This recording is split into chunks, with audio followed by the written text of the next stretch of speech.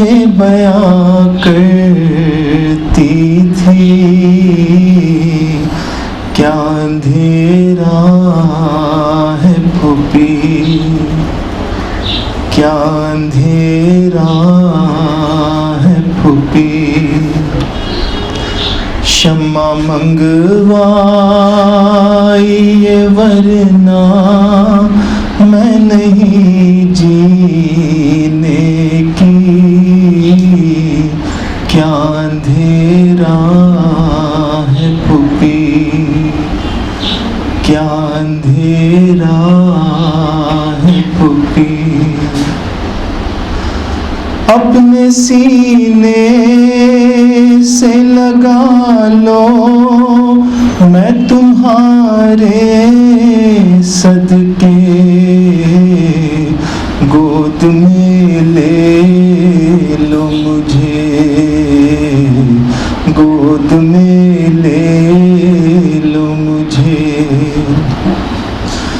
اپنے سینے سے لگا لو میں تمہارے صدقے، گود میں لے لو مجھے، گود میں لے لو مجھے، دل دھڑکتا ہے میرا خوف سے گھبراتا ہے جی، کیا اندھیرا ہے پھوپھی، کیا اندھیرا ہے پھوپھی، بابا جائے تو تب شمر کو ہوگا معلوم کون ہے یہ معصوم، کون ہے یہ معصوم، بابا جائے تو تب شمر کو ہوگا معلوم کون ہے یہ معصوم، کون ہے یہ معصوم، کیا سمجھ کر مجھے یوں دھڑکیاں دیتا ہے شقی، کیا اندھیرا ہے پھوپھی، کیا اندھیرا ہے پھوپھی، آج کی شام کو بھی کیا بابا نہیں آئیں گے، مجھ کو رلوائیں گے، مجھ کو رلوائیں گے، آج کی شام کو بھی کیا بابا نہیں آئیں گے، مجھ کو رلوائیں گے، مجھ کو رلوائیں گے، ان کے سینے پہ اگر سوتی تو نیند آ جاتی، کیا اندھیرا ہے پھوپھی، کیا اندھیرا ہے پھوپھی، پانی لانے کو کہاں روٹھ گئے مجھ سے چچا، آپ ہی سوچو ذرا، آپ ہی سوچو ذرا، پانی لانے کو کہاں روٹھ گئے مجھ سے چچا، آپ ہی سوچو ذرا، آپ ہی سوچو ذرا، ہوتے تم ایسے نہ تماچے خاتی، کیا اندھیرا ہے پھوپھی، کیا اندھیرا ہے پھوپھی، پوچھنے کی میری ان سے نہیں ہمت ہوتی، اے میری پیاری پھوپھی، اے میری پیاری پھوپھی، پوچھنے کی میری ان سے نہیں ہمت ہوتی، اے میری پیاری پھوپھی، اے میری پیاری پھوپھی، مجھ کو بتلائیے کیوں روتی ہیں چھپ چھپ کے چچی، کیا اندھیرا ہے پھوپھی، کیا اندھیرا ہے پھوپھی، بعد میرے یا گر ہووے قدر کانا، ان سے یہ فرمانا، ان سے یہ فرمانا، بعد میرے یا گر ہووے قدر کانا، ان سے یہ فرمانا، ان سے یہ فرمانا، مر گئی گھٹ کے اندھیرے میں تمہاری بیٹی، کیا اندھیرا ہے پھوپھی، کیا اندھیرا ہے پھوپھی، بعد میرے یا گر ہووے قدر کانا، ان سے یہ فرمانا، ان سے یہ فرمانا، مر گئی گھٹ کے اندھیرے میں تمہاری بیٹی، کیا اندھیرا ہے پھوپھی، کیا اندھیرا ہے پھوپھی، قید خانے میں سکینہ یہ بیان کرتی تھی، کیا اندھیرا ہے پھوپھی،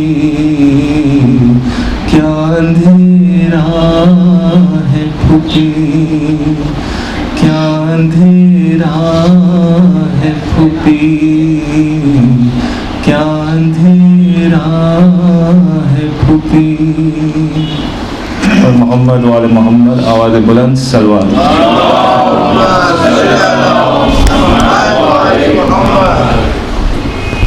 الرجیم بسم اللہ الرحمن الرحیم، الحمدللہ رب العالمین، الصلاۃ والسلام علی رسول الثقلین، محبوب رب المشرقین المغربین، جد الحسن والحسین ابو القاسم محمد،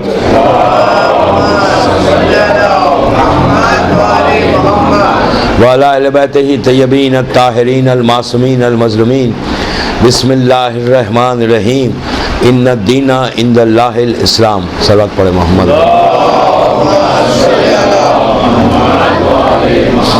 حضرت حسن حسین قرآن کی یہ مشہور آیت جو دین اسلام کی طرف اعلان کر رہی ہے کہ اللہ کے نزدیک پسندیدہ دین بس اسلام ہے، اس آیت کے ذیل میں آج کی یہ 7ویں تقریر 7th مجلس ہے جو اس عزاخانے میں ہو رہی ہے، تاریخ اسلام کے عنوان پر کہ انبیاء کی تاریخ وہ کہ جو نبیوں نے محنت اور مصیبتیں برداشت کر کے دین اسلام کو پہنچایا۔ پہلی منزل سے ہی اسلام تھا، جناب آدم کے زمانے سے وہی اسلام جو آج ہمارے پاس ہے، لیکن چند چیزیں بدلتی گئیں۔ 2 چیزیں بہت کامن رہی، 2 یا 3 چیزیں کہیں آپ، جو ہر نبی کے دور میں تھی، ہر نبی کی شریعت میں تھی۔ ایک نماز، ایک روزہ۔ نماز روزہ ہر نبی کی شریعت میں یہ لازم تھا۔ کتنی رکعت وہ الگ بحث ہے، جیسے ہمارے نبی کی امت میں 17 رکعت ہے واجب، لیکن دوسری نبیوں کی امتوں میں اس کا فرق ہے۔ اور روزے ہر نبی کی امت میں تھے، یعنی شروع سے جناب آدم کے زمانے سے روزوں کا سلسلہ چلتا ہوا ہے۔ آدم کے زمانے سے نماز آئی۔ حج آپ نے کل سنا کہ جناب ابراہیم نے خانہ کعبہ کی تعمیر کرنے کے بعد حج اس طرح ہمارے سامنے آیا، لیکن صلوات پڑھے محمد و آل محمد۔ حج آدم نے بھی کیا تھا، حج دوسرے نبیوں نے بھی کیا۔ بہرحال یہ شریعت شروع سے چلتی ہوئی آ رہی ہے، اور کل بات یہاں تک پہنچی تھی کہ جناب ابراہیم کی وفات ہوئی اور آپ کو بیت المقدس کے قریب لے کے جا کے جناب ہاجرہ، جناب سارہ کے قریب، جو ان کی جناب سارہ کی خبر ہے، وہاں کے قریب ان کو دفن کیا گیا۔ اور جناب ہاجرہ جو ان کی دوسری بیوی تھی وہ پہلے انتقال فرمائی، وہ مکے میں دفن ہے۔ اس طرح جناب ابراہیم کا سلسلہ ختم ہوا۔ ابراہیم کے 2 بیٹے تھے، اسماعیل اور اسحاق۔ اسماعیل کی نسل سے ہم قیامت تک باقی ہے، اور اسحاق کی نسل جناب عیسیٰ پہ ختم ہو گئی۔ جناب اسماعیل کا جو زمانہ تھا وہ مکے کے قریب پورا، یعنی سعودی عربیہ جو آج کا سعودیہ ہے اس کے تمام حصوں میں آپ نبی تھے، اور جناب اسحاق کی نبوت شام میں، فلسطین میں، اور آج کا موجودہ جو اسرائیل ہے، جارڈن ہے، یہ ایریا جو ہے وہ جناب اسحاق کا ایریا تھا کہ جہاں پہ آپ نبوت کر رہے تھے۔ جناب اسماعیل کے دور زیادہ دور نہیں چلا، 90 برس کے قریب اسماعیل زندہ رہے، اور یہ پہلے نبی ہیں کہ جس سے، جیسے میں نے کل کہا تھا کہ گھوڑا سواری کا ایجاد کرنا اسماعیل کا ہے، تیر کا چلانا، تیر کی ایجاد، جو آج تیر آپ کے سامنے ہے، ایرو جسے کہتے ہیں، وہ بھی، اس کی بھی ایجاد جناب اسماعیل کی ہے۔ ان کے زمانے میں یہ چیزیں شروع ہوئی، اور آپ پہلے نبی ہیں کہ جنہوں نے ذبیح اللہ بنے، اور آپ وہیں مکہ معظمہ میں آپ کی وفات ہوئی اور آپ وہاں پر ہی دفن کیے گئے۔ اسماعیل بیت المقدس میں نہیں ہے، بلکہ اسماعیل، مقام اسماعیل جو ہے خانہ کعبہ کے اندر، وہاں پہ آپ کی قبر مبارک ہے۔ وہاں کے بارے میں جیسے میں نے شاید پہلی یا دوسری مجلس میں کہا تھا کہ 70,000 انبیاؤں کی روایت ہے وہ حصہ، اور وہ حصے کے بارے میں کہا خانہ کعبہ کے کہ وہاں نماز پڑھنا ایسا ہے جیسے آپ نے خانہ کعبہ کے اندر نماز پڑھی، اور طواف بھی اسی لیے ہم اس کے اندر سے نہیں کرتے، باہر سے طواف کرتے ہیں، اس لیے کہ اگر اندر سے طواف کریں گے تو خانہ کعبہ کے اندر آ جائے گا۔ آپ سے خواہش ہے کہ تھوڑا تھوڑا آگے آ جائیں، صلوات پڑھ لیں محمد و آل محمد۔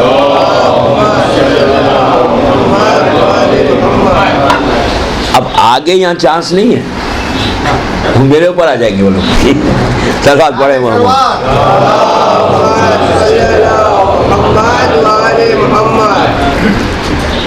ادھر جگہ ہے، آپ ادھر بھیج سکتے ہیں۔ صلوات پڑھ لیں محمد و آل محمد۔ میرے بیٹے، ان کا ایریا فلسطین اور شام اور سیریا۔ جناب اسحاق اپنے دور کا ایک عجیب نبی تھا، انہی کے زمانے میں جناب لوط نبی بھی تھے۔ جو ابراہیم کے چچا زاد بھائی یا بعض روایتوں میں خالہ زاد بھائی تھے. ابراہیم کی ماں، جناب ابراہیم کی ماں اور جناب لوط نبی کی ماں سگی بہنیں تھیں، اور یہ بھی اسی وقت میں تھے. تو ایک دور میں ایسا ایک دور آیا تھا کہ جہاں پہ 4 نبی ایک ساتھ تھے. جناب ابراہیم تھے، ان کے دونوں بیٹے تھے، اور جناب لوط. جناب لوط کے بارے میں یہ ہے کہ ان کو شام کے آگے یمن کے قریب ایک گاؤں تھا، 5 ولیجز آپ کہیں، اور ایک ایک حصے میں 5 حصوں کے آپ نبی بنے تھے. ایک ایک حصے میں 2 یا 3 لاکھ کی آبادی تھی. بعض روایتوں میں نعمت اللہ جزاری 1 لاکھ لکھتے ہیں، اور صحیح بخاری اور دوسری جو اہل سنت کی کتابیں وہ 1.5 یا 2 لاکھ کے بارے میں لکھتے ہیں. بہرحال تو 8-10 لاکھ کی آبادی تھی جہاں جناب لوط کو بھیجا گیا. یہ لوط نبی ایک عجیب اپنے دور کا نبی ہے کہ اس دور میں ایک اور اچھا وہ جو قوم تھی کہ جہاں جناب لوط بھیجے گئے تھے نبی بن کے، بڑی حسین و خوبصورت قوم، بڑے اچھے لوگ، کافر تھے سب، مسلمان کوئی نہیں تھا، کافر تھے. وہاں پہ آپ گئے تھے تبلیغ کرنے کے لیے، لیکن وہاں پہ شیطان نے پہنچ کر ان کو ایک ایسے گناہ میں مبتلا کر دیا تھا کہ جو آج تک موجود ہے. اور وہ گناہ چل رہا تھا کہ وہ ایک ایک قریے میں جاتا، 1.5 لاکھ کی آبادی ہے، پہلے ایک کو خراب کیا، پھر دوسرے کو خراب کیا، تیسرے کو خراب کیا. دوستو یہ وہ گناہ کے بعد میں اس کی ڈیٹیل ممبر سے تو بیان نہیں کر سکتا، سب مومنین جانتے ہیں کہ قوم لوط کا گناہ کیا تھا، ان پہ عذاب کیوں آیا. یہ وہ عجیب بدبختی تھی، وہ پہلی مرتبہ زمین پر دنیا بننے کے بعد سے پہلی مرتبہ زمین پر یہ گناہ ہو رہا تھا. اور یہ وہ گناہ ہے کہ آج بھی آپ کے سامنے یہ مرض، ایڈز کا جو مرض ہے، اس کا بھی ون آف دی کاز جو ہے یہ گناہ ہے. اور اب اللہ رحم کرے دنیا کے انسانوں کے اوپر کہ یورپ اور میں بعض جگہیں ایسی ہیں کہ جہاں پہ اس کے لیگل کر دیا گیا، کیونکہ ان کی شادی بھی لیگل ہے، اس طرح انسان زندہ بھی رہ سکتا ہے. بہر میں بند الفاظ میں بتا رہا ہوں کہ عورت اور مرد جو دونوں کے گناہ ہیں، وہ گناہ ان قوم نے شروع کیے تھے. اور جناب لوط مسلسل تھے. جناب لوط کا زمانہ بالکل ڈائریکٹ جناب ابراہیم کا زمانہ ہے. بار بار کہہ رہے، بار بار جا کے بتا رہے، وہ نہیں سنتے. حالت یہ ہو گئی تھی کہ کوئی شہر میں مہمان یعنی کوئی اجنبی شخص داخل نہیں ہو سکتا تھا. آپ دیکھیں کہ کہاں تک چلے گئے تھے وہ لوگ. کوئی شادی نہیں ہوتی تھی جیسے آج لیگل کیا گیا، اس زمانے میں ان لوگوں نے لیگل کر دیا تھا کہ کوئی لڑکا لڑکی کی شادی نہیں ہوتی. وہ لوگ اسی طرح گناہ میں رہتے، لڑکیاں اپنے گناہ میں رہتے، لڑکے اپنے گناہ میں رہتے. حالت یہ ہو گئی کہ کوئی شہر میں داخل نہیں ہو سکتا تھا. اگر کوئی شہر میں داخل ہو جائے تو وہ مہمان کے ساتھ یہی بدکرداری کرتے تھے. تو مشہور ہو گیا تھا. تو اللہ نے ان پہ جو عذاب، پہلے عذاب نازل کیا، وہ قحط کا عذاب نازل کیا ایک گاؤں کے اوپر جہاں سے یہ عذاب شروع ہوا تھا، گناہ شروع ہوا. جب وہاں سے شروع ہوا تو وہ لوگ دوسرے اس میں چلے گئے، وہاں گئے، وہاں جا کر انہوں نے اور بدکرداری شروع کر دی. اسٹیج ایسا آ گیا کہ جناب لوط تبلیغ کرتے کرتے تھک گئے اور کہنے لگے کہ بس پروردگار ان پر عذاب نازل کر. تو عذاب کیسے نازل ہوا؟ جناب جبرائیل 7 یا 8 فرشتوں کو لے کر انسانی شکل میں، حسین و خوبصورت نوجوان کی شکل میں جناب جبرائیل پہنچے جناب لوط کے گھر پہ. دخل باب کیا تو پوچھا ان کی اہلیہ سے. ان کی بیوی کافرہ تھی. یعنی آپ دیکھیں کہ ایک نبی کے لیے کتنا بڑا امتحان ہے. سب کے لیے امتحان ہوتا ہے، آج نہیں ہے امتحان، لیکن اس دور میں تو مطلب ایک شریف انسان کے لیے تو امتحان ہے کہ اگر آپ پوری دنیا کو سمجھا رہے ہیں اسلام، آپ کے گھر میں آپ کی وائف ہی آپ کی بات نہیں سن رہی ہے تو کتنا بڑا امتحان ہے. تو جناب لوط کی بیوی جو تھی وہ کافرہ تھی، وہ سنتی نہیں تھی. ایک بیوی ان کی نیک کار تھی، بڑی نیک عورت تھی، لیکن دوسری بیوی بڑی کافرہ تھی. اس نے پوچھا کہ کیوں آئے ہو؟ تو کہا کہ ہم اس لوط سے ملنے آئے. تو کہا کہ وہ کاشتکاری میں فیلڈز کے اوپر ہے، جائیے. وہاں پہ گئے. جبرائیل نے اپنا انٹروڈکشن نہیں کرایا کہ میں جبرائیل ہوں یا یہ جو فرشتے ہیں، انہوں نے نہیں کیا. ان کی دعا اللہ نے قبول کر لی تھی. ملاقات کی اور کہا ہم مہمان ہیں، ہم آئے ہیں آپ کے پاس. تو جناب لوط کے بارے میں یہ بھی مشہور ہے کہ یہ بڑی مہمان نوازی کرتے تھے. اس میں بھی بڑا اجر ہے. یہ بھی ایک مولا کا عجیب پیغام ہے. نہج البلاغہ میں مولا کا خطبہ ہے، اس میں مولا نے کہا کہ اچھا گھر بنانا اسلام منع نہیں کرتا، لیکن اچھے گھر میں مہمان کی عزت کرنا وہ بڑی بات ہے. یہ ایک میسیج ہے امام کا کہ ہر دور کے لیے مہمان کی عزت. کہا کہ مہمان جب تمہارے گھر میں کوئی گیسٹ آتا ہے تو تم یہ مت سمجھو کہ تمہارا اناج یا تم کھلا رہے ہو اسے. وہ آتا ہے تو اپنے رزق کو خود لے کر ساتھ آتا ہے اور تمہارا رزق میں برکت ہوتی ہے. مہمان نوازی کے بارے میں کبھی موقع ملا تو پوری تقریر کروں گا کہ مہمان نوازی کیا چیز ہے اور جس سے انسان کی زندگی میں کتنی برکت ہوتی ہے, جس سے انسان کی زندگی میں وہ تمام اس کے گناہ میں ایک وقت کا انسان ایک وقت اگر آپ نے کسی کو کھانا کھلایا تو کہا اس دن کے تمہارے تمام گناہوں کو اللہ معاف کر دے گا, رزق میں برکت دے گا. جناب ابراہیم کے لیے تو مشہور ہے کہ ان کا یہ عالم تھا کہ کبھی دسترخوان کے اوپر اکیلے نہیں بیٹھتے تھے, نیور, یعنی اپنی فیملی کے ساتھ, میاں بیوی بچے نہیں, یہ تو فیملی ہے, یہ تو کھا رہے ہیں آپ کے ساتھ, کبھی اکیلے نہیں بیٹھتے تھے, یعنی بغیر کسی مہمان کے. ان کا عالم یہ تھا کہ اگر کوئی نہیں آتا ان کے پاس کھانے کے اوپر, لنچ پہ ڈنر پہ اگر کوئی مہمان نہیں ہے تو باہر نکل جاتے, باہر نکل جا کے لوگوں کو پوچھتے کہ بھائی میرے گھر پہ کھانا تیار چلے, غریب اور غربا کو لے کے آتے. اس طرح وہ ہمیشہ دسترخوان پہ کوئی نہ کوئی ایک مہمان رہتا. کیوں؟ اور ایک عجیب بات ہے کہ اگر آپ مہمان کو بلائیں, کسی بچے کو بٹھائیں, کسی مہمان کسی غریب کو کھلائیں تو کہا اس وقت کے کھانے کا تمہارا حساب اٹھ جائے گا. دوستو ایک وقت کا کھانے کا حساب بہت بڑی بات ہے. یہ مت سمجھیں کہ ایک وقت کا سو واٹ کیا ہوا ایک وقت کا, نو, ایک ایک دانے کا حساب دینا ہے. یہ نہیں ہے کہ اللہ نے آپ کو یوں ہی چھوڑ دیا.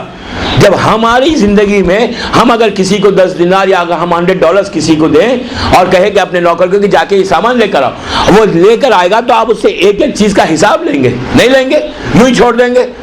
حساب لیں گے کہ بھائی یہ کتنے کا تھا, یہ کتنے کا تھا, کتنے پیسے بچے. ہم $100 یا $1 یا $100 دے کے کسی سے حساب تو مانگتے ہیں اپنی زندگی میں.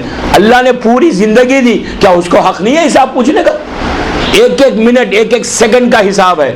جو آپ اکثر علماء سے سنتے ہیں کہ مرنے کے بعد خبر میں 14 سال حساب دے رہے تھے, 20 سال حساب دے رہے تھے. وہ 20 سال حساب کیا دے رہے تھے؟ وہ ایک ایک منٹ کا حساب کب سے کاؤنٹ ہوتا ہے؟ 15 ایئر سے. 15 ایئرس لڑکا ہوا, 9 ایئرس کی لڑکی ہوئی, اب اس کے اوپر ایک ایک چیز کا حساب. تم نے حلال کمایا تو کما کے خرچ کہاں کیا؟ یہ بھی نہیں کہ آپ کہیں کہ میرے پاس حلال پیسہ ہے اور میرا پیسہ میں جو چاہے خرچ کروں. نو, اللہ نے تمہیں امین بنایا. اگر تم نے خرچ پراپر کیا تو ٹھیک ہے. مثال کے طور پہ آپ کے پاس 1 لاکھ روپیہ ہے, آپ نے کہا یہ میرا پیسہ ہے, میں جیسا چاہے خرچ کر سکتا ہوں. آپ وہ لے کے جا کے 50,000 کسی ایسی حرام چیز میں دے دے تو یہ آپ نہیں کر سکتے کہ میرا پیسہ تھا میں نے حرام میں خرچ کیا, سو واٹ کیا ہوا. نو, آپ نے اگر 50,000 وہاں پہ خرچ کیا تو پروردگار آپ سے حساب پوچھے گا کہ جب تم کو ہم نے حلال پیسہ دیا تھا تو تم نے اس کو حرام میں کیسے خرچ کر دیا.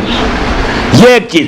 دوسری چیز, انسان کی بھوک 1 روٹی کی ہے. ہماری بھوک کتنی؟ ایک وقت کا کھانا ہم کتنا کھائیں گے؟ 10 روٹی کھائیں گے, 15 کھائیں گے, بس, اس سے زیادہ تو نہیں نا. 1 روٹی کی بھوک ہے. اور اللہ اگر ہمارے کو لاکھوں دینار دیا ہوا ہے تو اس کا کون ہے ذمہ دار؟ نہیں ہے. اللہ نے آپ کو امین بنایا ہے. امین اس لیے بنایا کہ تم کو 1 لاکھ روپیہ دے کے کہا ہے کہ تم اپنا خرچہ کر کے دوسروں کا بھی خیال کرو. ان غریبوں کا, ان یتیموں کا, ان مسکینوں کا خیال کرنا لازم ہے. اگر ورنہ انصاف سے بتاؤ, اگر برابر کوئی زکوٰۃ اور خمس اور چیریٹی کرتا رہا نا تو پھر کوئی شیعہ بھوکا اور پیاسا نہیں رہے گا. اگر برابر پراپرلی ہم خرچ کریں, وہ ہمارے اوپر ہے. بہرحال بات کہیں اور جا رہی ہے. صلوات پڑھے محمد وآل محمد. جناب جبرائیل جناب لوط سے ملتے ہیں, وہ گھر لے کے آتے ہیں مہمان کو. اپنی وائف سے کہا, وہی کافرہ وائف سے کہا کہ کھانے کا انتظام کرو, میرے مہمان آئے. اس کے بعد کہا کہ دیکھو کسی کو باہر جا کے نہیں بتانا کہ مہمان ہمارے پاس آئے ورنہ ہمیں شرمندگی ہوگی. یہ وہ ملونہ تھی کہ اس نے گھر کی بلندی پہ گئی, چھت کے اوپر, ٹیریس کے اوپر. اس زمانے میں یہ طریقہ تھا کہ اگر شہر میں کوئی مہمان آتا تو آگ روشن کرتے اور سیٹی بجاتے, وزل کرتے کہ مہمان آ گیا, تو لوگ آتے اور اس کے ساتھ گناہ کرتے. اس نے اوپر جا کے آگ روشن کیا, وزل کیا, سیٹی مارنا شروع کی کہ ہمارے پاس بڑے حسین اور خوبصورت مہمان آئے ہیں. یہ بیٹھے ہوئے ہیں جناب لوط ان جبرائیل اور دوسرے فرشتوں کے ساتھ. ان کے گھر پہ نوک ہوا, نوک کر کے کچھ لوگ آئے اور آ کر کہنے لگے کہ جو آپ کے پاس مہمان ہیں وہ ہمارے پاس بھیج دیں. انہوں نے کہا کہ میں نہیں بھیج سکتا, میں ان کا ضامن ہوں. فورس کرنے لگے. ایک سٹیج ایسا آیا کہ جناب لوط کا سر زخمی ہو گیا اور وہ فریاد کرنے لگے. تو جبرائیل نے اس وقت کہا کہ اے نبی خدا گھبرائے نہیں, یہ ہمارا کچھ نہیں بگاڑ سکتے. ہم آپ کی دعا قبول ہوئی تو اللہ نے ہم کو انسانی شکل میں بھیجا عذاب کے لیے. میں جبرائیل ہوں اور یہ فرشتے ہیں. تو پھر ہر طرف سے لوط کے گھر کو گھیر لیا. تو جبرائیل نے ان کو اور ان کی پوری فیملی کو اپنے پروں پہ بٹھا کر اس لیے کہ عذاب کو نازل کرنا تھا، پہلے نبی کو شفٹ کیا، تو جب نبی کو شفٹ کرنے لگے تو ان کی بیوی بھی بیٹھی پر کے اوپر. جبرائیل نے کہا کہ کوئی پیچھے پلٹ کے نہ دیکھے، پیچھے پلٹ کے دیکھو گے تو تم ہلاک ہو جاؤ گے. اور وہی ہوا کہ اس کی وائف پلٹ کے دیکھنے لگی جناب لوط کی، وہ جو کافرہ تھی وہ تو ہلاک ہوئی. جناب جبرائیل جناب لوط کی فیملی کو دوسرے مقام پہ شفٹ کیا، شفٹ کر کے اس قوم کے اوپر ایک عجیب عذاب آیا. روایت کا جملہ ہے کہ اپنے پروں کے اوپر یہ پورے 5 اور 7 اگر شہر تھے تو ان کو پروں پہ نیچے سے اٹھایا، اٹھا کے آسمان پہ بلند کرنا، نے پورے شہر کو اس طرح سے اٹھا لیا، انہوں نے زمین سے اٹھا کے آسمان پہ بلند کیا. رات بھر بلند رکھا تھا، بلند رکھ کر اتنا بلند کیا تھا کہ ان کی فریاد کی آواز اہل آسمان سن رہے تھے. یہ ان پہ عجیب عذاب تھا. اس کے بعد پورے شہروں کو زمین پہ پلٹا دیا. ایک دفعہ جناب رسالت مآب اپنے قافلے کے ساتھ اپنے مسلمانوں کے ساتھ مدینے سے گزر رہے تھے ان شہروں کے پاس سے، تو اس طرح شہر کو الٹا پایا تو رسول نے پلٹ کے کہا تھا دیکھو یہ وہی شہر ہے جس پر قوم لوط کی شہر ہے اور اس پر اللہ کا عذاب آیا تھا. بہرحال یہ وہ گناہ ہے. ہم صرف اپنے بچوں کو، اپنے بزرگوں کو چاہیے کہ اپنے بچوں کو خالی کم از کم کوئی پیپر کے تحت یا کسی لٹریچر کے تحت سمجھائیں کہ یہ گناہ میں کبھی شیعہ قوم کا کوئی بچہ یا کوئی شخص نہ پڑے، اس لیے کہ یہ وہ گناہ عظیم ہے کہ اگر یہ شخص کوئی بھی شخص اس گناہ عظیم میں پڑتا ہے تو اس پر عذاب الہی کے علاوہ اور کچھ نہیں ہے. صلوات پڑھ لے محمد وآل محمد. بس میں اس سے زیادہ یہ اس کے بارے میں نہیں بتا سکتا. جناب لوط کی بات، جناب لوط جناب ابراہیم کے ساتھ کا سیم پیریڈ ہے اور وہیں پہ ان کی وفات ہوئی اور ان کو لا کے بیت المقدس کے پاس جناب لوط نبی کو دفن کیا گیا. ان کا صرف 75 ایئرس کا تاریخ میں بتایا گیا. اسحاق اور کے پاس جناب یعقوب پیدا ہوئے. یعقوب نبی کے 11 بچے تھے جس میں جناب یوسف تھے. آج ذکر جناب یوسف نبی کا ہوگا. یعقوب جناب ابراہیم کے پوتے ہیں، گرینڈ سن ہیں. یعقوب ابن اسحاق ابن ابراہیم، یہ نسل یہاں سے چلی.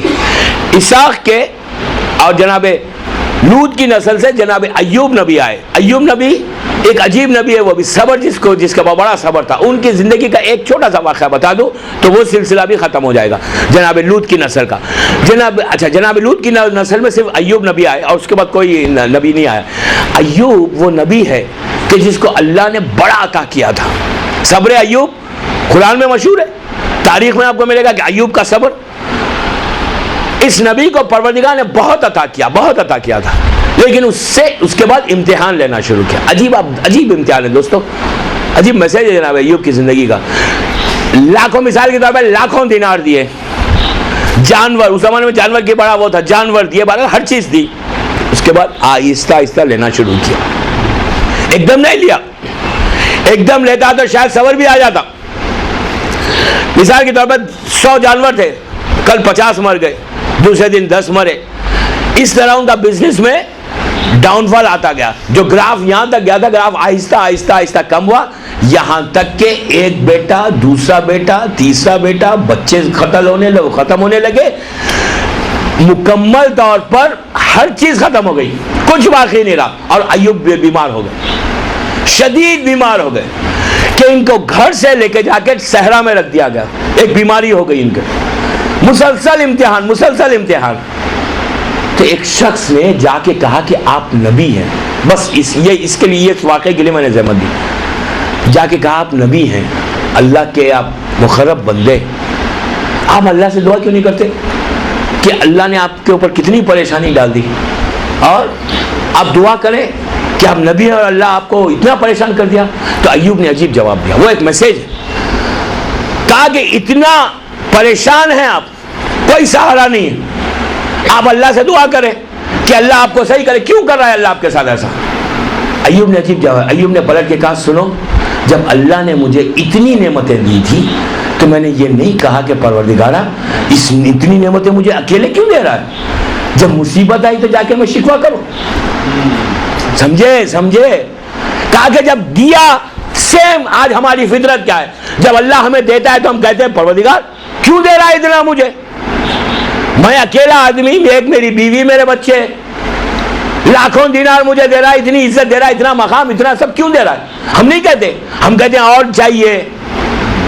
ہم یہ نہیں کہتے ارے اتنا مت دوسرے کو بھی دے, کبھی کہتے ہیں دوسرے کو بھی دے, اس کا بھی ہمیں دے دے کہتے ہیں. نہیں, آپ نہیں کہتے, کویت میں کہتے ہیں کہ بھائی اس کو کیوں دے رہا اتنے دینار, مجھے دے, اس کا بھی جو حق ہے وہ مجھے دے دے.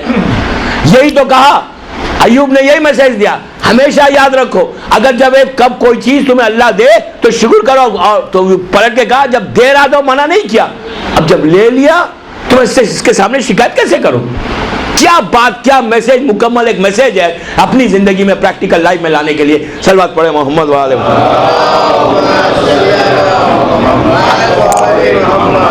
یہ جناب لوط کی نسل سے تھے, اس کے بعد اور کوئی نبی ان کی نسل میں پیدا نہیں ہوا.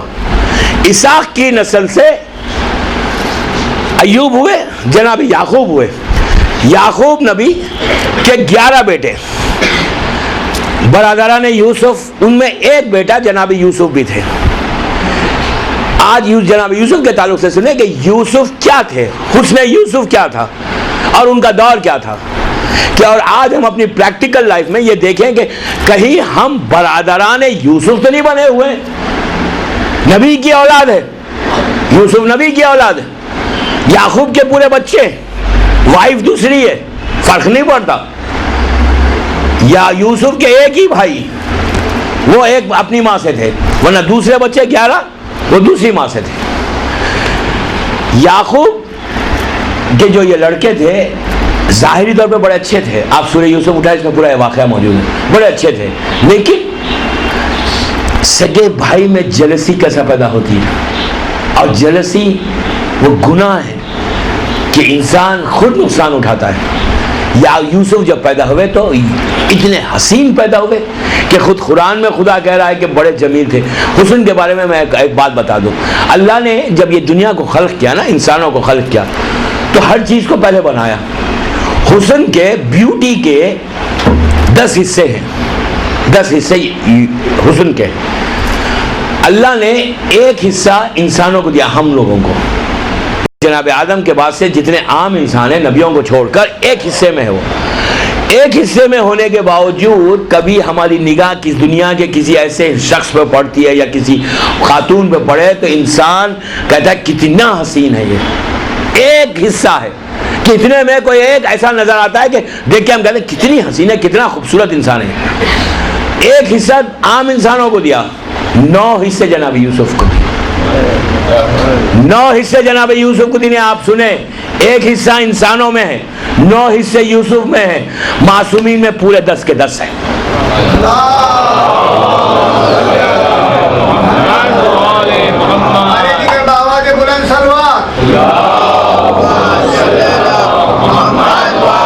معصومین میں پورے 10 کے 10 ہیں. اسی لیے یہ اس لیے کہتے ہیں کہ یہ اللہ کا چہرہ ہے. جمال, اللہ کا جو جمال ہے اگر دیکھنا ہے, ہمیں کیسے پتا چلے کہ اللہ جمیل ہے, ہمیں کیسے معلوم, ہم نے تو دیکھا نہیں اللہ کو. کہا کہ ان کے چہرے کو دیکھنا ایسا ہے جیسے اللہ کے چہرے کو تم نے دیکھا, ان کا حسن ایسا ہے. 10 کے 10 معصومین کے پاس ہے, 12-14 معصومین کے پاس. ایک حصہ ہم میں ہے, 9 حصے یوسف میں تھے. یوسف کے حسن کا یہ عالم تھا کہ پیشانی سے ایک نور تھا, مسکراتے تھے تو دانت سے نور نکلتا تھا, بات کرتے تھے تو ان لبوں سے نور نکلتا تھا, اندھیرا ہوتا چہرہ اتنا چمکتا کہ عالم یہ کہ یوسف کے چہرے پر نگاہ پڑتی تھی انسان دنگ ہوتا. بعض باتیں ایسی ہیں کہ میں منبر کے تقدس سے میں نہیں بیان کر سک رہا ہوں جو ان کا عالم تھا حسن کا. 2 سال کے یوسف تھے, انہوں نے خواب دیکھا. خواب میں یہ دیکھا کہ 11 ستارے ہیں اور ایک چاند ہے اور ایک سورج ہے جو ان کے سامنے سجدہ کر رہے ہیں. انہوں نے خواب باپ کو بیان کیا, جناب یعقوب کو. یعقوب نے کہا کہ اللہ تمہیں اس منزل تک پہنچائے گا. اس کی تعبیر یہی ہوئی کہ 11 بھائی تھے ان کی وہ ماں, اور ان کی سونتیلی ماں, سگی ماں نہیں. دن گزرے, جناب یعقوب نے جناب یوسف سے اتنا ہی کہا تھا کہ بیٹا یہ خواب اپنے بھائیوں کو نہیں بتانا, ہو سکتا ہے ان میں حسد پیدا ہو جائے. بہرحال یوسف کو بے انتہا یعقوب چاہتے ہیں, بھائیوں کو دل میں حسد پیدا ہوئی. 12 برس کے یوسف تھے. ان لوگوں نے کہا کہ ہم یوسف کو لے کے جانا چاہتے ہیں بازار میں. جناب یعقوب کا یہ عالم تھا کہ اپنے یوسف کو کبھی جدا ہی نہیں کرتے تھے, ہمیشہ اپنے ساتھ رکھتے. لیکن ان کے بھائیوں نے زور دیا, پلان کیا. دیکھیے آپ سگے بھائی ہیں, سیم خون ہے, باپ نبی ہے, خون وہی خون ہے, لیکن اس کے باوجود شیطان کیسا گھر میں گھستا ہے, کس انداز سے بھائیوں کو گمراہ کیا, اور گمراہ کر کے کہا کہ بہتر ہے تم اپنے چھوٹے بھائی کو قتل کر دو, مار ڈالو, کہ اس کے بعد تمہارے باپ کی توجہ تمہاری طرف ہو جائے گی. ان لوگوں نے وہی پلان کیا, پلان کر کے کہا کہ یوسف کو لے کے جاتے ہیں, لے کے جا کے کہیں ان سے مار ڈالیں گے. باپ کو فورس کیا. جناب یعقوب نے کہا میں نہیں, تمہارے ساتھ نہیں بھیجوں گا, اگر یوسف کو کچھ ہو جائے تو میں مر جاؤں گا, میں زندہ نہیں رہ سکوں گا. ان لوگوں نے فورس کرتے کرتے ایک اسٹیج ایسا آیا کہ یعقوب نے یوسف کو کہا کہ ٹھیک ہے بھائیوں کے ساتھ جاؤ. انہیں سگے بھائیوں کے ساتھ نہیں بھیجے, اس لیے کہ نبی تھے, جانتے تھے ان کی فطرت. جب چلنے لگے تو یعقوب بہت روئے, لپٹایا یوسف کو, 12 ایئرس اولڈ بوائے, بس لپٹایا, لپٹا کر رخصت کیا. جب تک دور یوسف نہ ہوئے یہ دیکھتے رہے. جنگل میں پہنچتے ہیں, جنگل میں جا کر, اچھا یہ جو کنواں تھا کہ جس کنویں میں یوسف کو ڈالا گیا تھا, یہ شام اور فلسطین کے درمیان کا کنواں. اس کنویں کے بارے میں یہ ہے کہ سامہ ابن نو, جناب نو کے بیٹے نے اس کنویں کو بنایا تھا. اس زمانے میں پانی کا جو طریقہ تھا, ٹیپس نہیں تھے, تو یہ کنویں کھودتے تھے, ویلز کھودتے تھے, اور ویلز لوگ کیا کرتے تھے, راستے میں کھود دیتے تھے اور بنا دیتے تھے. انہیں اللہ کے لیے نام پہ کوئی بندے, کوئی قافلہ کوئی گزرے ادھر سے, تو اس کو پانی کا سہارا ہو جائے. اس طرح دین کی خدمت بھی لوگ کرتے تھے ثواب کے خاطر. تو یہ کنواں جناب نو کے بیٹے سامہ نے بنایا تھا, اور وہ کنواں تھا. لیکن اب اس کنویں کا عالم یہ تھا کہ 70 فیٹ ڈاؤن تھا, اور اس کا جو منہ تھا اوپر جو تھا وہ بہت چھوٹا سا تھا. بہت چھوٹا منہ تھا لیکن اندر ڈیپ بہت تھا. اب اس میں پانی کم, جانور, زہریلے جانور بھرے ہوئے تھے. اب ان بھائیوں نے کیا کیا, یوسف کو لے کر گئے. میں وہ واقعہ چھوڑتا ہوں کہ مار کے جو ہے ان کے گلے میں, پیر میں رسی باندھی, ہاتھ کو باندھا اور کہا کہ ہم تمہیں کنویں میں چھوڑ دیں گے. یوسف چلاتا رہا کہ میں تمہارا بھائی ہوں, تم کیوں میرے ساتھ کر رہے ہو. ان لوگوں نے کہا اسی لیے کر رہے ہیں کہ بابا یعقوب نبی تم کو زیادہ چاہتے, ہم سے زیادہ محبت نہیں کرتے. انہیں سگے بھائیوں میں آپ دیکھیں کہ کتنی جلسی پیدا ہوتی. اس بیماری کو ہم اپنی کمیونٹی سے, ہم اپنے گھروں سے دور کریں. میں جلسی پہ آج مجلس نہیں پڑھ رہا ہوں اس لیے, ورنہ اس پہ ڈیٹیل بتاتا کہ جلسی کیا چیز ہے. پیر کو باندھ کے کنویں میں چھوڑا. جیسے ہی منہ, چھوٹا سا بچہ یوسف 12 سال کے, اندر جانے لگے. جب پہنچے اندر, پوری مکمل نہیں پہنچے, تھوڑا جب پہنچے, ان ظالموں نے اوپر سے رسی کاٹ دی. رسی کا کاٹنا تھا. یوسف تیزی کے ساتھ کنویں سے نیچے آنے لگے, فریاد کرتے رہے. اللہ نے جبرائیل سے کہا کہ جبرائیل فوراً پہنچو, میرا مخلص بندہ ہے جو جا رہا ہے نیچے. جبرائیل پروں کے ساتھ پہنچ گیا. یوسف نیچے تہ تک پہنچے تک جبرائیل نے جا کے اپنے پروں کو بچھا دیا. یوسف جبرائیل کے پروں پر آئے, وہاں پہ ایک سفید پتھر تھا, یوسف کو بٹھا دیا. جیسے ہی بٹھایا, پورے کنویں کے جو زہریلے جانور تھے وہ اپنے اپنے بلوں سے باہر آئے. جبرائیل نے پلٹ کے کہا یہ اللہ کا مخلص بندہ ہے, تمہاری غذا نہیں ہے, اس سے خبردار ہے نا. اب بتاؤ, 12 سال کا نبی ہے, 12 سال. دوسری منزل جیسے ہی پہنچے, جبرائیل اپنے پروں پر لے کے پتھر سے جانوروں کو روکا. پہلی مرتبہ یوسف اور جبرائیل کی ملاقات تھی. پلیز غور سے سنیں. پہلی مرتبہ یوسف جبرائیل کو دیکھ رہا تھا. جبرائیل نے تو دیکھا تھا یوسف کو, 12 ایئرس اولڈ بوائے پہلی مرتبہ ملاقات کرتا ہے جبرائیل سے. دیکھ کے گھبراتا نہیں ہے, خوف نہیں کھاتا, لرزا, شیورنگ نہیں ہوتی, بلکہ جبرائیل نے پوچھا یوسف کو کہ کیا حال ہے یوسف, ہاؤ آر یو. تو کہا اللہ جانتا ہے میرے حال کو. میرا سوال یہ ہے کہ کم درجے کا نبی یوسف, وہ تو جبرائیل کو دیکھ کے 12 سال میں گھبرائے نہیں. کیا سن رہے ہیں, 12 سال میں گھبرائے نہیں. 40 سال کا رسول پہلی مرتبہ دیکھے غار ہرا میں تو خوف کھا جائے. یہ تاریخ اسلام ہے دوستو, یہ تاریخ ہے, یہ ہسٹری ہے اسلام کی, کہ اپنے نبی کو کنڈم کر رہا ہے مسلمان خود. وہ بدبخت مسلمان ہے جو کلمہ رسول کا پڑھتا ہے, کنڈم اپنے نبی کو کرتا ہے. صلوات پڑھیں محمد وعلى محمد. یوسف گھبراتا نہیں, 12 سال کے ہوا کیا؟ بٹھا دیا پتھر پہ، جانوروں کو وارن کیا. روایت میں ہے کہ جبرائیل تو چلے گئے، اب جانور ایک عرصے کے بعد ان کے لیے کوئی غذا آئی تھی لیکن روک دیا گیا. تو روایت میں ہے کہ باہر آ کے گھور کے دیکھتے تھے یوسف، کہتے تھے وہ ہم کچھ کر نہیں سکتے اس لیے کہ حکم اللہ نہیں ہے. 3 دن تک یوسف اس میں رہے کنویں میں، اور ان بھائیوں نے کیا کیا تھا، ان کو نیچے کنویں میں ڈال کر ایک بہت بڑا پتھر اس کے منہ پہ رکھ دیا تھا کہ چانس ہی نہ ہو کہ یوسف اوپر آئے. یہ پورا واقعہ قرآن میں موجود ہے سورہ یوسف میں. اس کے بعد تیسرے دن پھر جبرائیل آئے، آگے پوچھا یوسف کیسے، کیا حال ہے؟ تو کہا اللہ میرا حال جانتا ہے، اس پر مجھے بھروسہ ہے.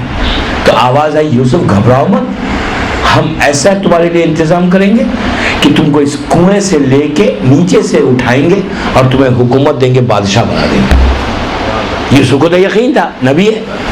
وہاں سے ایک قافلہ، ایک کاروان گزر رہا تھا. اللہ نے اس قافلے کا راستہ روکا اور وہ قافلے کو موڑا اس کنویں کی طرف. جب یہ قافلہ اس کنویں کی طرف آیا تو اس کا جو سردار تھا قافلے کا، اس نے دیکھا کہ کنواں ہے. اس نے اپنے قافلے والوں کو بولا کہ یہیں روک لو، یہ پانی ہوگا، ہم کو آسانی ہو جائے گی.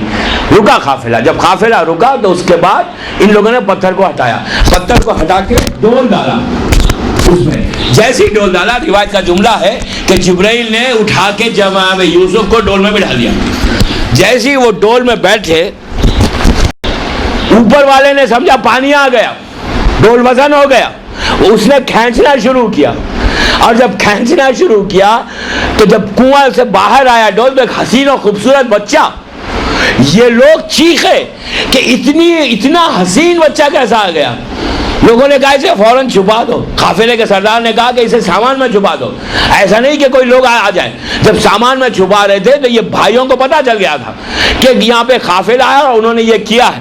وہ دوڑتے ہوئے آئے اور آگے کہنے لگے کہ یہ ہمارا بھاگا ہوا غلام ہے. قرآن میں ذکر ہے غلام کا کہ ہم نے تم کو غلام سے بادشاہ بنا دیا تھا. صلوات پڑھے محمد.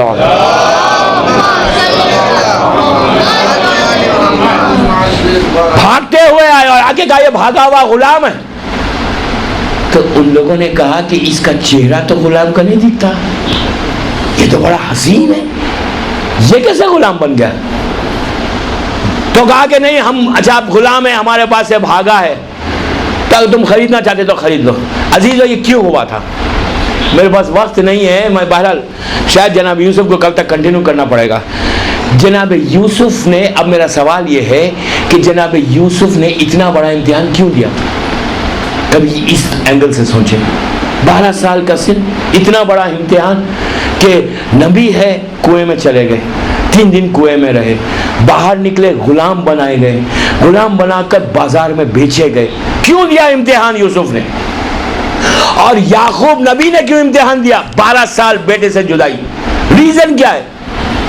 دونوں باپ اور بیٹے نبی، اور سخت ترین امتحان باپ بیٹے کی جدائی. اتنا روئے کہ قرآن کہہ رہا ہے کہ اندھے ہو گئے، بلائنڈ ہو گئے تھے یعقوب.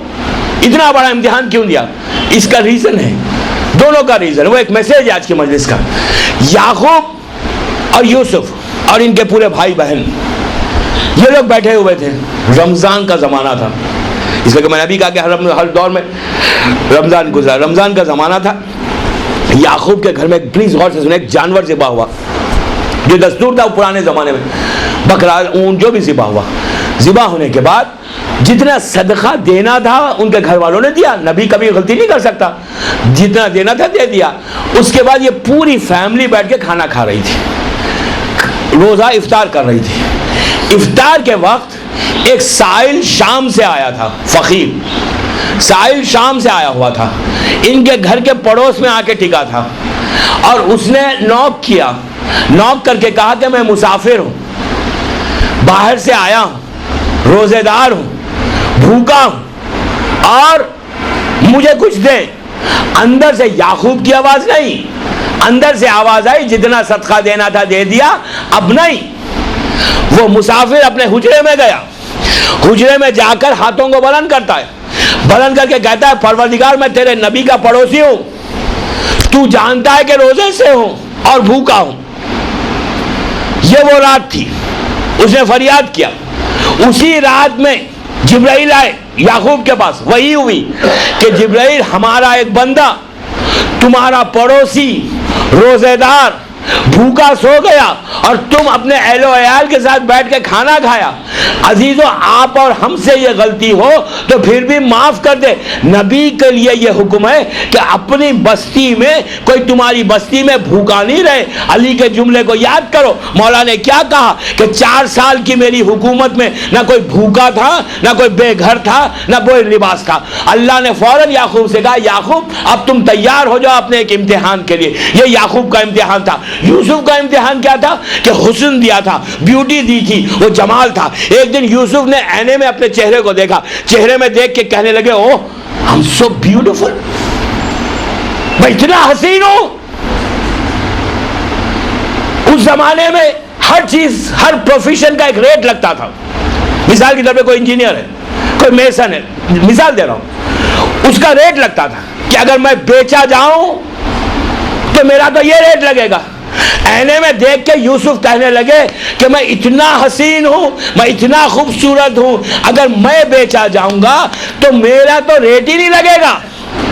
اسی رات کو پروردگار نے وحی کی یوسف کو 12 سال کے وحی کر کے کہا یوسف تم نے یہ کیا کہا کہ میں بہت اچھا.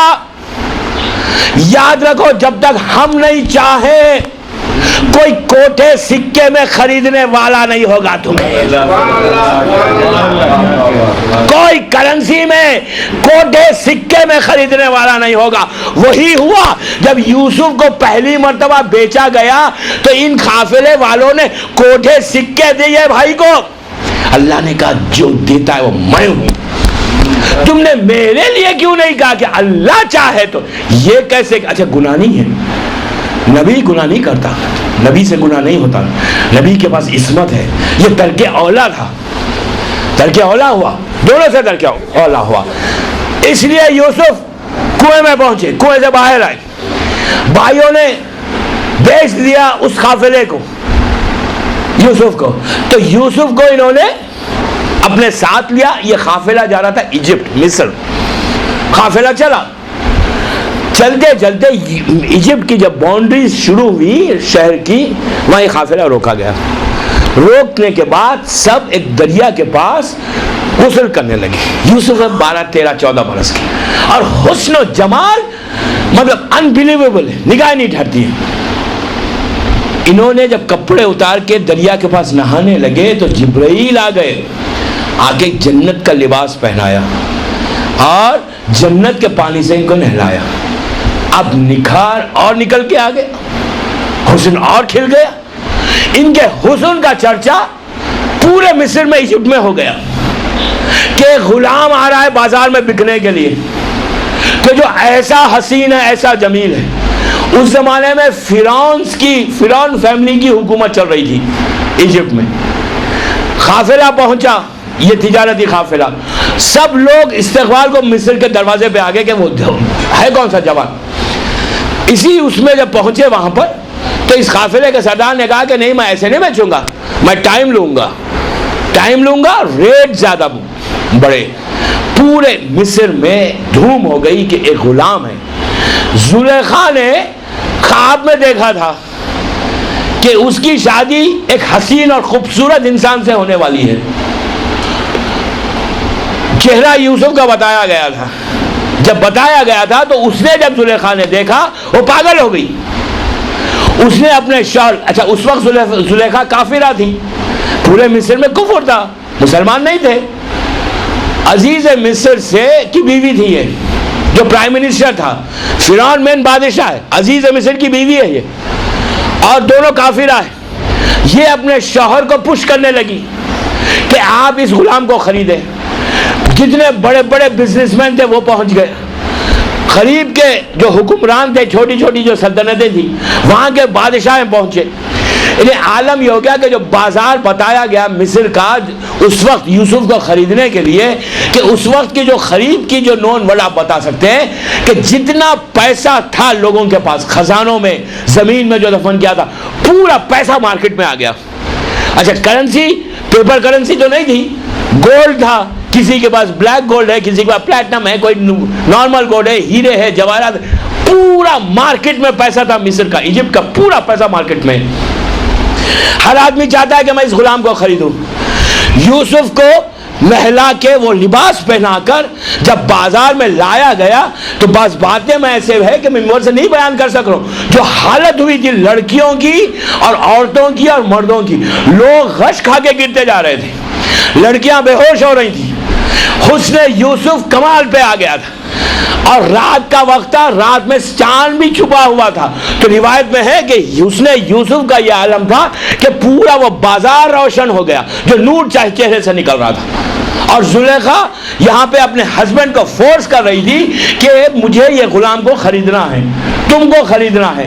اس کا جتنا خزانہ تھا وہ آ گیا, فرعون کا جتنا پیسہ تھا وہ آ گیا. اس کے بعد بولی لگنا شروع ہوئی, آکشن ہونا شروع ہوا. آکشن شروع ہوا 1,00,000 دینار سے. اس زمانے کا دینار کرنسی مطلب پیپر نہیں, گولڈ کے کوئنز ہوتے تھے. تو 1,00,000 دینار سے شروع ہوتا ہے. 1,00,000 سے جو بھی ان کا ریٹ تھا ملین بلین تک پہنچا. بازار میں پیسہ ختم ہوا. ڈیسائیڈ یہ ہوا, یہ لوگ کہنے کیا لگے, 500 اونٹ, 500 گھوڑے, 100 کنیزیں, 100 غلام پلس دس کرنسی ہم دیں گے, اس بچے کو بیچ دو. انہیں غلام بھی دے رہے ہیں, ایک غلام کو خریدنے 100 غلام, ایک غلام کو خریدنے 100 کنیزیں, 500 کیملز دے رہے ہیں. مطلب جتنا پیسہ تھا بازار میں آیا. اس نے ڈیسائیڈ کیا ایسے نہیں, عزیز مصر اپنی پورا فورس لگا رہا ہے, پرائم منسٹر ہے, کہ مجھے اس بچے کو خریدنا. اس نے عزیز مصر نے فرعون سے کہا کہ تو مجھے پیسہ دے کہ میں اس بچے کو لینا ہے. اور کہا کہ ڈیسائیڈ یہ کرتے ہیں کہ یوسف کو ایک پلے میں, ترازو جو ہوتا ہے نا, اسکیل بنائی گئی, کہ ایک پلے میں یوسف کو بٹھاؤ, ایک پلے میں گولڈ جو جتنا جو چیزیں تھے وہ لا کے رکھو, پوری کرنسی. جتنے رکھنے پہ یوسف کا پلہ جھک جائے گا اس وقت ہم دے دیں گے, اس کو بیچ دیں گے. طے یہ کیا گیا, اس کی بہت بڑی اسکیل بنائی گئی, گولڈ کے لاکھیں برکس رکھنا شروع کیا, ڈائمنڈز رکھنا شروع کیا, یوسف کو بٹھا کے رکھا. عالم یہ ہے دوستو, روایت کا جملہ ہے تاریخ کا, کہ یوسف کا پلہ ہلتا ہی نہیں تھا. پوری مارکیٹ کا پیسہ آ گیا, پورا عزیز مصر کا خزانہ ختم ہو گیا, یوسف کا پلہ ہلتا ہی نہیں. یوسف 12 سال کے ہیں, یہ سب کافر ہیں. پلٹ کے پوچھا کہ کیا کر رہے ہو, what are you doing. ان لوگوں نے کہا کہ ہم آپ کو ویٹ کر رہے ہیں, توڑ رہے ہیں. پوچھا کس میں توڑ رہے ہو, کہا پیسے میں. کہا شرم نہیں آتی, نبوت کو پیسے میں تولتے ہو, نبوت کو پیسے میں تولتے ہو. تو پوچھا پھر کس میں. تو یوسف نے کہا ایک پیپر, ایک قلم لے کر آؤ. کافر ہے, نبی کو دے دیا. میں کیا کروں, آپ اتنا خاموش سنیں گے تو میں کیسے پڑھوں.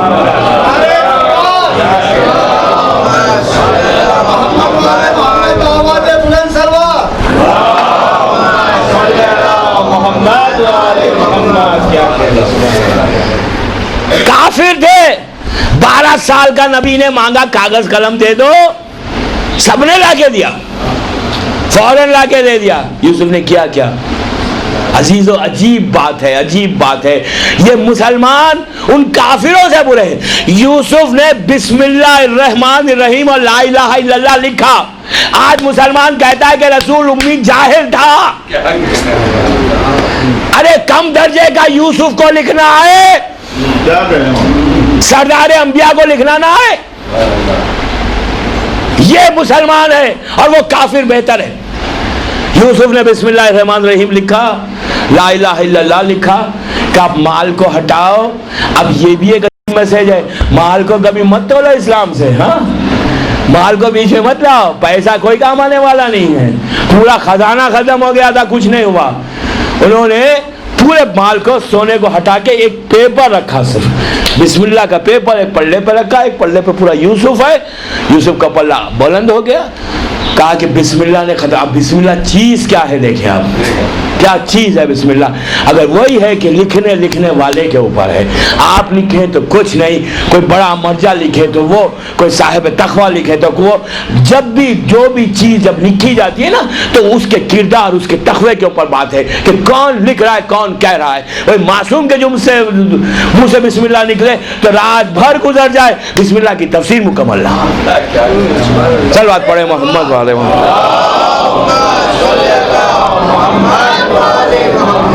باواز بدن پڑھ لیں.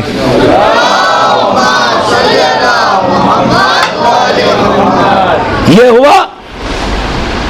اس کے بعد عزیز مصر نے یوسف کو خرید لیا. زلیخا جو کافرہ ہے بڑی بے چین, اس کی پوری مراد پوری ہو گئی. بعض باتیں میں رک کے کر رہا ہوں.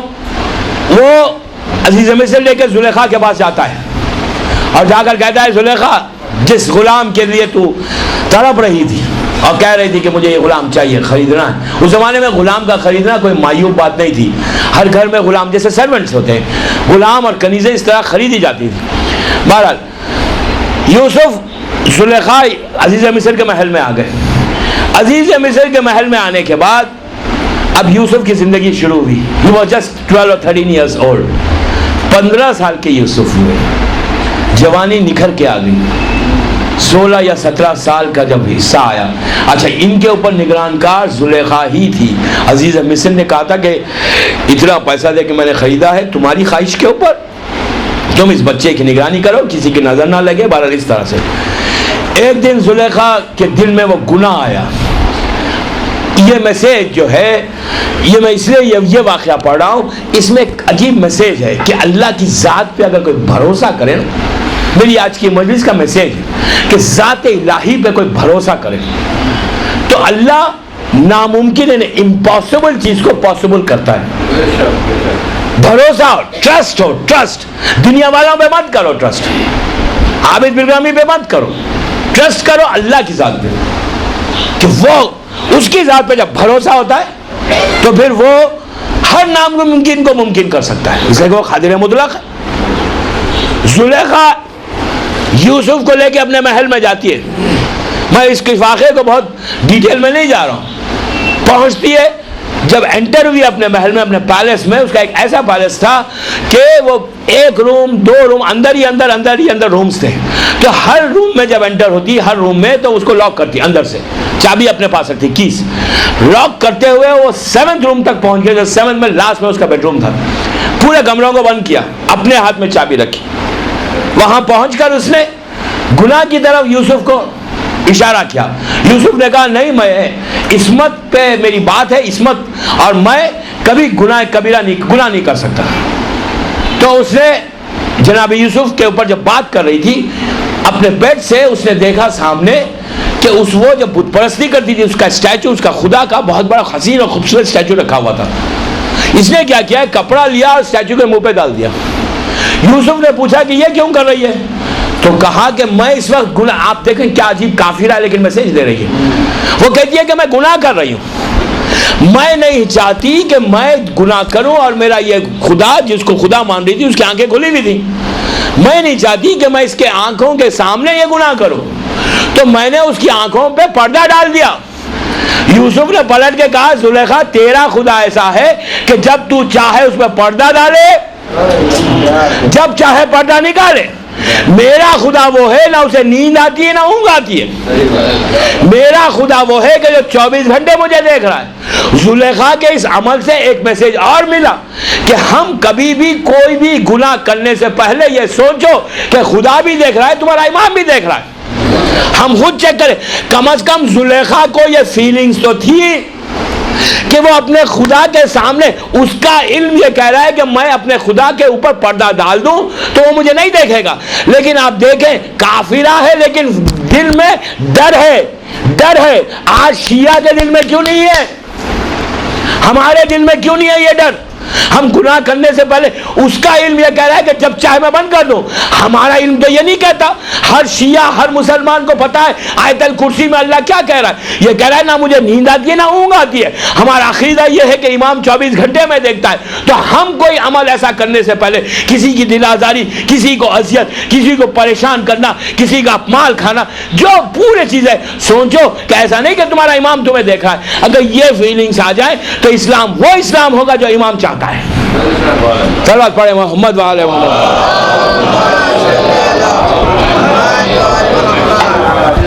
پہنچا, یوسف نے کہا زلیخا میرا خدا نہیں, میں اپنے خدا کے سامنے نہیں کر سکتا, گناہ میں مجھ سے نہیں ہو سکتا.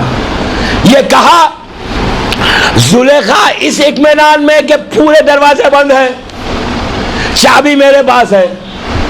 یوسف اب جائے گا کہاں؟ ذہن نہ کافرہ تھی نا, سمجھ رہی ہے کہ اس روم سے اب یوسف جائے گا نہیں. زلیخا کو نہیں معلوم کہ یوسف نبی ہے. وہ یہ سمجھ رہی ہے کہ یوسف اس روم سے اب جائیں گے کیسے؟ پورے کیس تو میرے پاس ہے اور میں نے پورا لاک کیا ہے, 7 رومز کو لاک کیا ہے. کہاں ہوگا؟ لیکن وہی کہ خدا کی ذات پہ بھروسہ. یوسف کو بھی پتا ہے کہ لاک ہے, پورا لاک ہے, چابی میرے پاس نہیں ہے. اب پلیز مکمل میسج ہے, چابی میرے پاس نہیں ہے, سامنے لاک ہے, دیوار بند ہے. یوسف زلیخا نے چاہا کہ یوسف کو سے گناہ کرے. یوسف نے کہا میں نہیں کر سکتا. یوسف زلیخا کو چھوڑ کے وہ دروازے وہ ڈور کی طرف بھاگے. زلیخا نے پیچھے سے پکار کے کہا یوسف کہاں جا رہے ہو؟ لاک ہے. لیکن یوسف اس بھروسے پہ گئے کہ میں جاؤں گا تو اللہ میری مدد کرے گا. پہنچے تو دروازہ خود بخود کھل گیا. سمجھ رہے ہیں آپ؟ بھروسہ, ذات الہی پہ بھروسہ. یوسف زلیخا پریشان ہوئی, چیخنے لگی کہ یہ کیا ہوا. پیچھے دوڑی, دوسرے دروازے پہ گئی, پھر پکار کے کہا کہ یوسف وہ دروازہ بھی بند ہے. لیکن ذات الہی پہ بھروسہ, وہاں پہنچے, وہاں کا دروازہ کھلا. اسی طرح پورے 7 دروازے کھلے.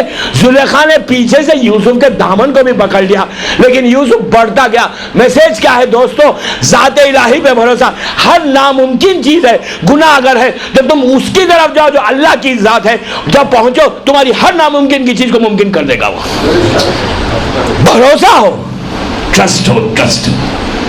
ہوا کیا؟ پہنچے, باہر نکلے, 7 ڈور میں پہنچے, دیکھا سامنے عزیز مصر کھڑا ہوا ہے, ہسبینڈ آف زلیخا. اس نے جب دیکھا زلیخا کو اور یوسف کو, زلیخا کافرہ ہے, فوراً پلٹ کے کہا کہ میرے سردار, جس غلام کو تو آپ نے خریدا تھا دیکھیں وہ میرے ساتھ گناہ کرنے آیا تھا اور وہ میرے بیڈ روم تک آ گیا تھا.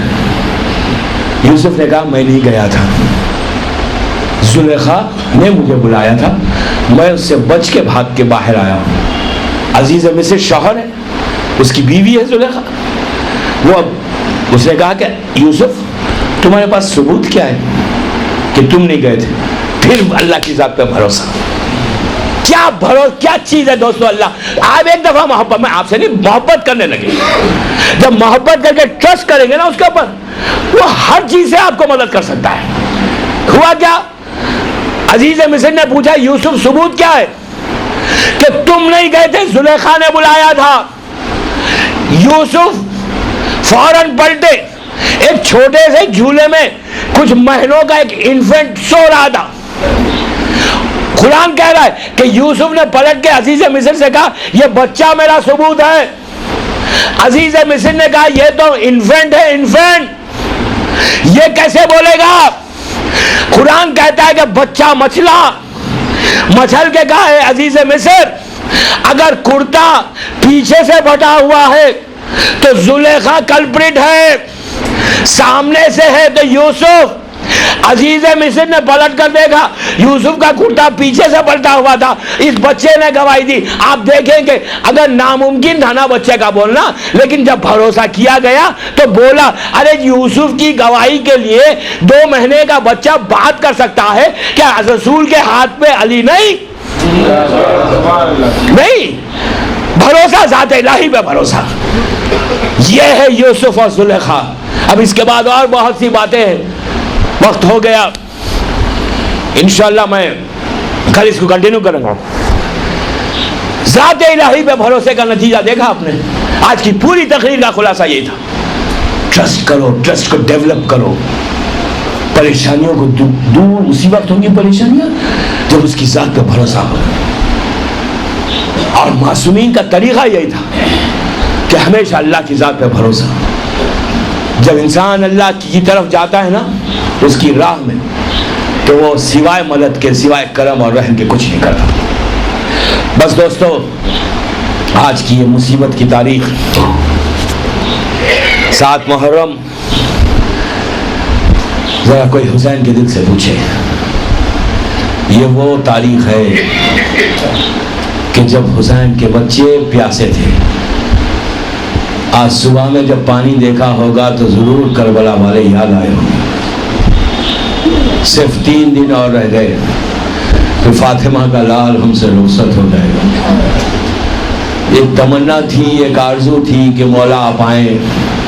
محرم کا اتنا انتظار تھا، کتنی تیزی کے ساتھ یہ دن گزر گئے.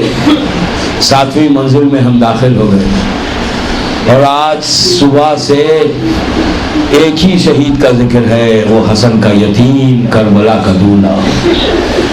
لیکن اس سے پہلے میں آپ کو ایک خواب بیان کر دوں کہ حسین کی غربت، حسین کی مصیبت روز عاشور کیا تھی. دوستو، 7 محرم کی تاریخ، حسین کے بچے ایک خیمے سے دوسرے خیمے میں جا رہے ہیں، ہاتھوں میں خالی کوزے ہیں، بار بار یہی کہتے ہیں کہ مولا ہم پیاسے ہیں. یہ ایک عجیب امتحان تھا بچوں کے ساتھ، اور حسین کی ایک عجیب مصیبت تھی. ایک ذاکر کربلا میں، مظلوم کربلا کے روضے میں، اللہ ہم کو بھی زیارت نصیب ہو انشاءاللہ، وہاں مجلس حسین پڑھتا تھا. خواب میں مظلوم کربلا آئے اور آ کے حسین نے کہا، ذاکر تو میری مصیبت کو بیان نہیں کرتا. ذاکر نے کہا، مولا میں یہ بیان کرتا ہوں کہ آپ پہ بڑی مصیبتیں گزری. آپ نے جوان بیٹے کی میت اٹھائی، آپ نے زینب کے بچوں کی لاشیں لائیں، عباس کے کٹے ہوئے شانے دیکھے، علی اصغر کا مزار بنایا، آپ زخموں سے چور ہوئے. لیکن امام ایک ہی جملہ کہتے کہ ذاکر، روز عاشور جو مجھ پر سب سے بڑی مصیبت تھی وہ تو بیان نہیں کرتا. تو ذاکر نے ہاتھوں کو جوڑ کے کہا، مولا آپ ارشاد فرمائیں کہ کون سی مصیبت تھی. تو امام نے کہا، ذاکر میرے لیے روز عاشور سب سے بڑی مصیبت یہ تھی کہ جب میں خیمے میں جاتا تو چھوٹے چھوٹے بچے ہاتھ میں خالی کوزے لے کے میرے سامنے آ کے کہتے، آقا آج 3 دن ہو گئے ہم پیاسے ہیں. ساقی کوثر کا لال تڑپ جاتا کہ ہارے میں موجود ہے ہر چیز، میں بچوں کو پانی بھی نہیں پلا سکتا. بس عزیزو، یہی وجہ تھی کہ عاشورے کا دن ایک ایک شہید ہوتا گیا. اور جب قاسم میدان میں آئے تو آپ نے مسلسل سنتے ہوئے آ رہے ہیں کہ وہ منزل آئی کہ کربلا کا دولہا جب زخموں سے چور ہو کر آواز دی کہ آقا میرا آخری سلام قبول کیجئے. حسین جب میدان کی طرف چلے تو یہ عجیب مصیبت تھی قاسم کی کہ ہاتھوں کو ٹیک کر